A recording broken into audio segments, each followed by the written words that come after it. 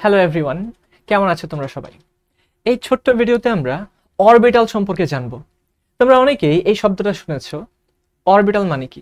আজকে আমরা একদম ভেতরে যে খুব ভালোভাবে এটা বোঝার চেষ্টা করব যে আসলে অরবিটাল দ্বারা কি বোঝায়, কোয়ালিটেটিভ যে ডেফিনেশন আছে অর্থাৎ অ্যাকচুয়াল এটা কি মিন করে, এটা আমরা বোঝার চেষ্টা করব ছোট্ট একটু ভিডিওর মধ্যে।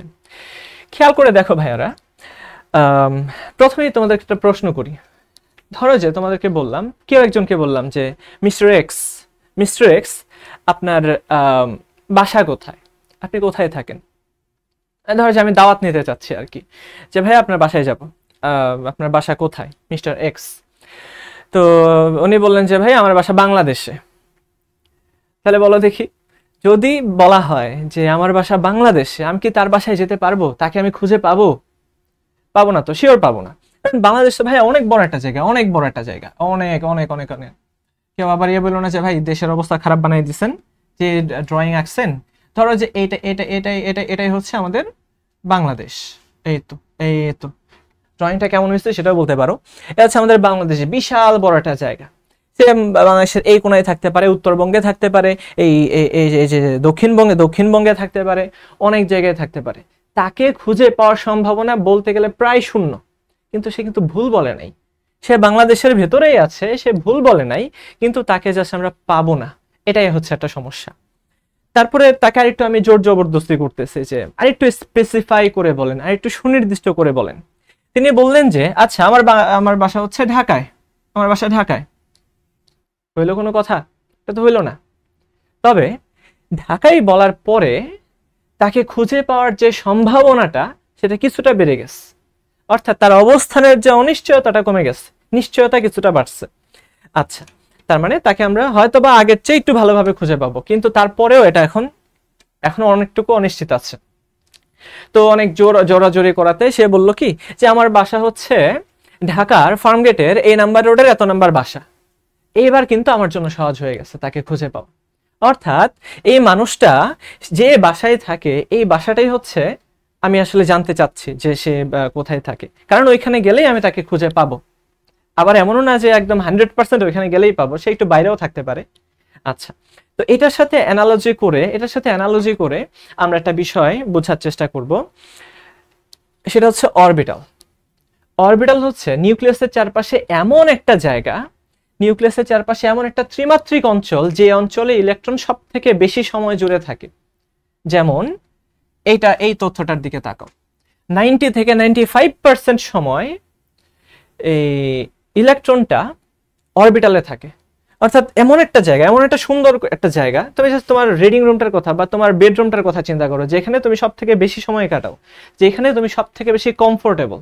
তুমি যদি বিশ্ব জয় করেও আসো, তাও দিন শেষে তুমি তোমার এই রুমে যেয়ে বসবা। তো এই রুমটাই হচ্ছে অরবিটাল। তোমার অরবিটাল যদি বলা হয়, তোমার রুমটা হচ্ছে তোমার অরবিটাল, অর্থাৎ যেখানে তোমাকে সব থেকে বেশি সময় পাওয়া যাবে। আচ্ছা, সেম ভাবে এই অরবিটাল হচ্ছে ইলেকট্রনের থাকার জায়গা। আমরা যদি একটু চিন্তা করি, নিউক্লিয়াসের চারপাশে কিছু প্রধান শক্তিস্তর বা অরবিট থাকে, যেটা নিলস বোর সবার প্রথম ধারণা দিয়েছিলেন, অরবিট। এই অরবিট সমূহ কিন্তু অনেক বড় একটা জায়গা। ঠিক যেমন আমি বলছিলাম যে বাংলাদেশ, তিনি বললেন কি তিনি বাংলাদেশে থাকেন। তো এটা এরকম হয়ে গেছে আর কি, যে বিশাল বড় জায়গা। যদি বলা হয় যে ইলেকট্রন 2 নাম্বার কক্ষপথে থাকে, আমরা জীবনেও সেই ইলেকট্রনকে খুঁজে বের করতে পারবো না। তার জন্য কিছু একটা সুনির্দিষ্ট জায়গা লাগবে, যে কোন জায়গাটাই সে অবস্থান করতেছে। আচ্ছা, তারপরে প্রধান শক্তিস্তর বেশ কয়েকটা উপপ্রধান শক্তিস্তর বা উপশক্তিস্তরে বিভক্ত থাকে। উপশক্তিস্তরগুলোকে আমরা বলি সাব অরবিট। প্রধান শক্তিস্তরকে আমরা এন দ্বারা প্রকাশ করি, প্রধান কোয়ান্টাম সংখ্যা। আর উপশক্তিস্তরকে আমরা ছোট হাতের এল দিয়ে প্রকাশ করি, সহকারী কোয়ান্টাম সংখ্যা বলা হয় এটাকে। আচ্ছা, এই প্রত্যেকটা উপপ্রধান শক্তিস্তর বা উপশক্তিস্তর আবার বেশ কয়েকটা অরবিটালে বিভক্ত থাকে। এবং এটা তোমরা জেনেছো তোমাদের তৃতীয় অধ্যায়ে, যে আমরা যদি 2 নাম্বার শক্তিস্তরের কথা বলি, সেখানে 2টা উপস্তর থাকে, 2s এবং 2p। দেখা যায় এই s উপ শক্তিস্তরের মধ্যে একটাই অরবিটাল থাকে। তো আমরা এইভাবে একটা ছোট্ট একটা ঘর দিয়ে দেখায় দিই, এই যে একটা অরবিটাল, এই রুমটা, এই সেই বেডরুমটা, যেখানে তুমি সব থেকে বেশি কমফোর্টেবল ফিল করো। আচ্ছা, তারপরে আরেকটা উপস্তর রয়েছে, সেটা হচ্ছে পি উপস্তর। আর পি উপস্তরে রয়েছে 3টা অরবিটাল। আর মজার বিষয় হচ্ছে অরবিটালগুলোর নামকরণ উপশক্তি স্তরের নাম অনুসারেই হয়। যেমন এস উপস্তরের মধ্যে যে অরবিটালটা আছে তার নাম এস অরবিটাল। পি উপস্তরের মধ্যে যে অরবিটাল সমূহ আছে তাদের নাম পি অরবিটাল। এখন এই 3টা পি অরবিটাল আবার 3টা অক্ষ বরাবর থাকে, যেমন এক্স অক্ষ, ওয়াই অক্ষ, জেড অক্ষ। সেই জন্য আমরা বলি পি এক্স, পি ওয়াই এবং পি জেড অরবিটাল। বুঝা গেল? এইভাবে আমরা দেখতে পাই যে উপপ্রধান শক্তিস্তরগুলা অরবিটালে বিভক্ত থাকে। আর এই প্রত্যেকটা অরবিটালের মধ্যেই আমরা ইলেকট্রনগুলোকে পাই। এখন ইলেকট্রনগুলো থাকে কিন্তু আবার খুব মজার একটা ওয়েতে। আমরা জানি জগতে যা আছে সবকিছুই ঘুরে, কোনো কিছুই কিন্তু স্থির নাই।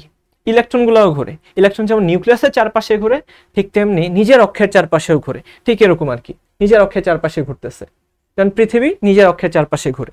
তো ইলেকট্রনগুলোও নিজের অক্ষের চারপাশে প্রদক্ষিণ করে।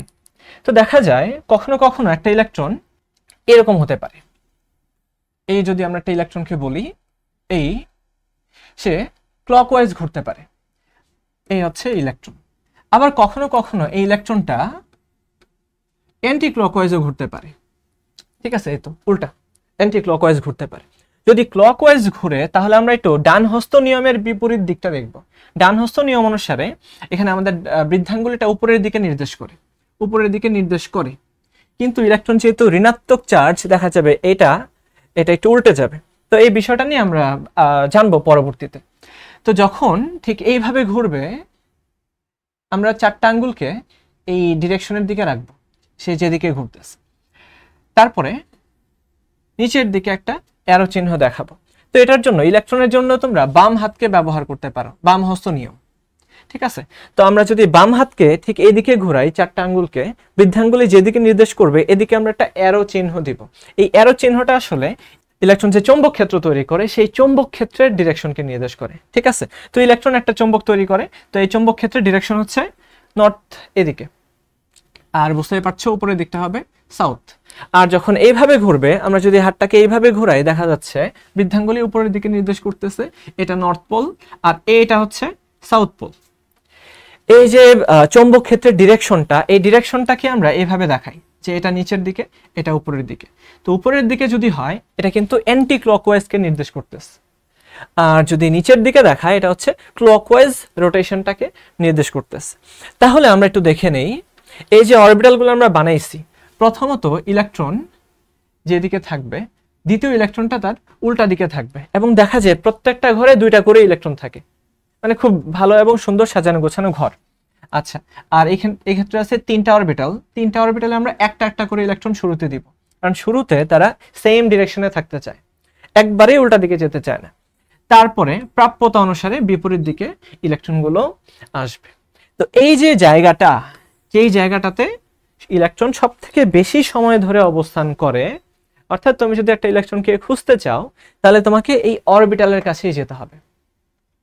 আর এটা কি আমরা বলতেছি যে ইলেকট্রনের থাকার জায়গা, ইলেকট্রনের বাসস্থান, এবং এইখানে একটা ইলেকট্রন 90 থেকে 95% সময় অবস্থান করে। তাহলে এই হচ্ছে অরবিটালের ছোট্ট একটা ধারণা। তো আশা করি আমাদের লাইভ ক্লাসে তোমরা সবাই থাকবাই। সেই পর্যন্ত সকলে ভালো থাকো, সুস্থ থাকো। আল্লাহ হাফেজ।